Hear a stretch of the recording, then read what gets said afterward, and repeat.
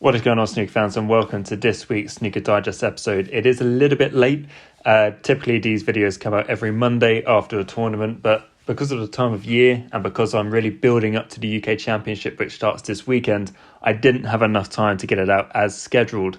But still, let's go and review last week's Champion of Champions. You know, one of my favourite tournaments of the season. I'd say probably top five, with the Triple Crown events and the German Masters as my top five tournaments every season. And it really didn't disappoint this last week. A fantastic tournament, particularly in those weekday evening matches. You know, the group finals, the quarterfinals, as they really are, they were all fantastic. If we start with Group 1, that had defending champion Mark Allen up against Jack Jones, the Crucible finalist. And you know what? Jack Jones, I think, started to produce the kind of snooker that he produced at the Crucible last year. And he may be the type of player that really is a big occasion player. You know, I talk about Stuart Bingham a lot in that mould, maybe Anthony McGill as well, because he's not had the strongest of seasons, but this was a massive occasion. And he got a really good result earlier in the day, beating Gary Wilson. And then he went 3-0 up against Mark Allen, and would have fancied getting the job done from there, but Mark, to his credit, fantastic comeback to win that 6-4. And Mark Allen, he's got a love affair with this tournament. He really does. I said it in my preview of the tournament. He's got 3 finals beforehand, winning 2, losing 1. And this was now his 4th time getting to a semi-final as well. So he really does love this tournament. And then on Tuesday, we had another really good match in the evening between Mark Williams and Kyle Wilson. Kyle Wilson, obviously reigning world champion, has already won 2 titles this season, beating Jud Trump in both. And he also has this really good statistic against Mark Williams, particularly recently, and in matches over best of 9s, where he just thrashes Mark Williams. He doesn't just beat him, he beats him convincingly. And I kind of felt like that was going to be the same story when I predicted this tournament. I predicted that these two would meet in the group final, but I predicted Kyle Wilson to win. And I will talk about Mark Williams more towards the end of this video, but it was a fantastic match, a really compelling viewing. And for Mark Williams to get that result, I mean, there's just so much life in that old dog. And then we had Wednesday's group final between Jud Trump and Neil Robertson. And the end of that match produced 2 moments that I kind of think traditional snooker fans really dislike. Firstly, we had Neil Robertson showing off, you know, positive emotion after getting a really big win for him. And then we had Jud Trump giving a post-match interview where he wasn't just a gracious loser, but he was very upfront and honest about his feelings. And starting with that interview by Jud Trump, I don't hate it. I actually quite like it. You know, for snooker players or sports people in general, I do think the worst time to have a microphone shoved in your face is like 2 minutes after losing a big match. And we all kind of expect snooker players or sports people in general just to give very gracious loser interviews where they praise their opponent. But sometimes it's refreshing to see upfront honesty, and Jud Trump was very honest in his post-match interview, and there were 2 key takeaways from his interview, and that was that he felt like Neil Robertson had the run of the ball, and he also felt that Neil Robertson was playing too slow. And can we say that he was lying in either of those? Absolutely not. Neil did have the lion's share of the luck in that match, and Neil was also very, very slow, particularly towards the end of the match. He really let his shot time increase, and he was getting bogged down, and we see that a lot with Neil Robertson. But then springing to Neil Robertson's defence in that regard, when it comes to luck, I mean, in this sport, it really does even itself out. Sometimes you will be the benefactor of loads of luck, sometimes it'll be all on your opponent, and sometimes in the really long matches, the luck sort of goes back and forth. It is really swings and roundabouts. And then with regards to Neil playing too slowly, he did, particularly towards the end of the match, like I say. He started off well when he went 3-1 up. He looked pretty fluent.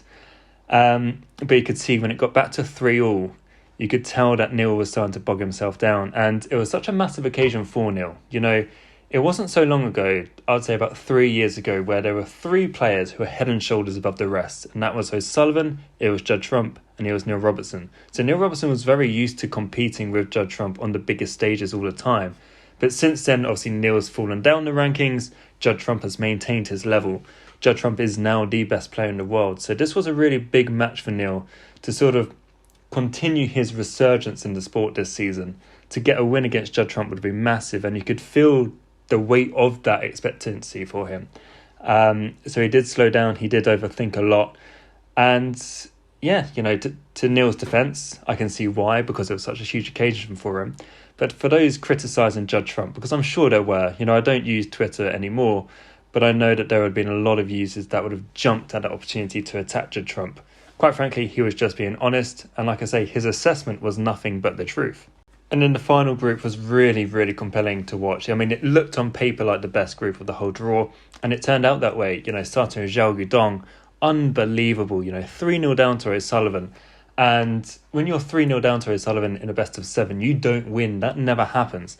And it's not like O'Sullivan threw it away. If I'm a Ronnie O'Sullivan fan, I'd been thinking, I'm maybe slightly concerned about what I've seen so far this season. I don't think he's played particularly well, and obviously he's dropped out of a few events as well, so I'd be a little bit concerned. But there's nothing to be concerned about from that performance. He played so well to go 3-0 up. Xiao Guodong didn't pot a ball, and he didn't do an awful lot wrong. O'Sullivan then didn't pot a ball himself to go 3-all, and in the decider he had a half chance at best, and he was already quite a long way behind in that decider as well. Just a superb performance from Xiao Guodong. And then you also had Mark Selby play very, very well to beat Sean Murphy 4-2. And the group final, Mark Selby goes 3-0 up, and Xiao Guodong again finds himself 3-0 behind. And again, just like Ronnie O'Sullivan, Mark Selby was playing really, really well. And for Xiao Guodong to turn that around as well and get the win is fantastic. And, it was Xiao Guodong's debut in this tournament, which I think makes it even better. And he is just riding that rave. He's won a tournament. He's got to a semi-final recently, got to another semi-final last week. It's going to be so interesting to see him at the UK Championship, and he's basically guaranteed himself a spot. Well, not quite guaranteed, but I would expect him to be at the Masters as well. So it's going to be so interesting to see what he does over the next few big tournaments, because he's playing at a level that we've not seen from him before. And what all of that meant was I predicted 4 group winners in my prediction video, and those group winners was Gary Wilson, Kyron Wilson, Jud Trump and Mark Selby. And in actual fact, it turned out to be Mark Allen, Neil Robertson, Mark Williams and Xiao Guodong.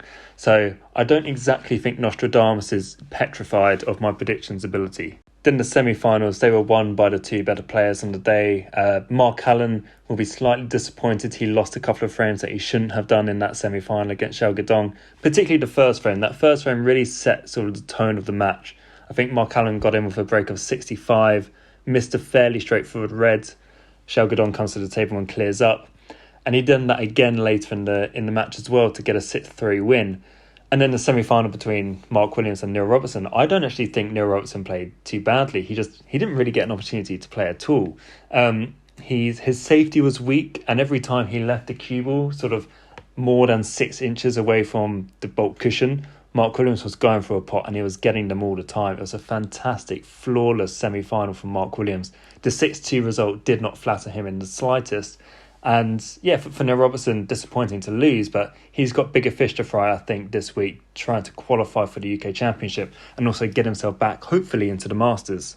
And then in the final, Mark Williams really did just pick up from where he left off in that semi-final against Neil Robertson.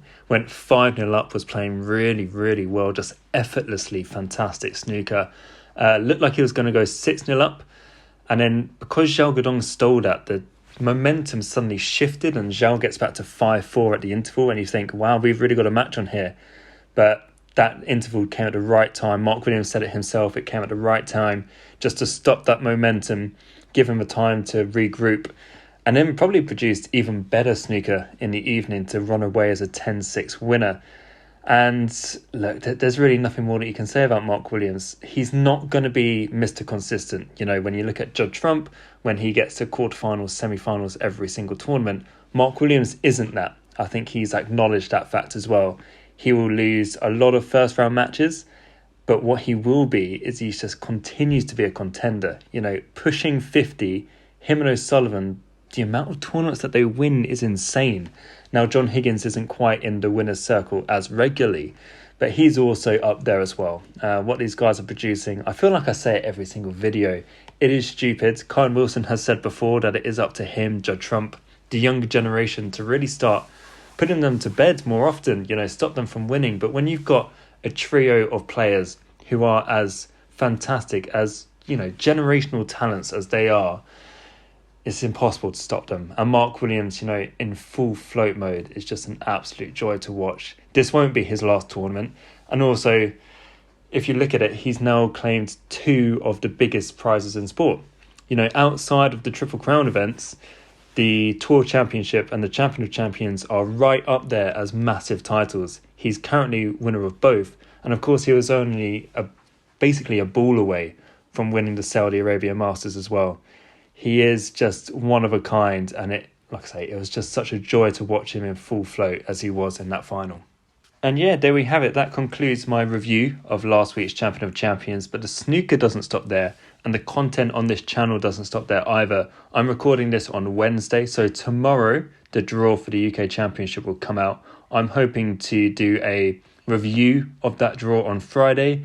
Get my predictions video out for the UK Championship as the first Triple Crown event gets underway on Saturday. So if you like that kind of content and you're a massive snooker fan, drop me a subscribe, drop me a comment about any snooker related opinions. I'd love to hear from you, and I'll catch you in the next video.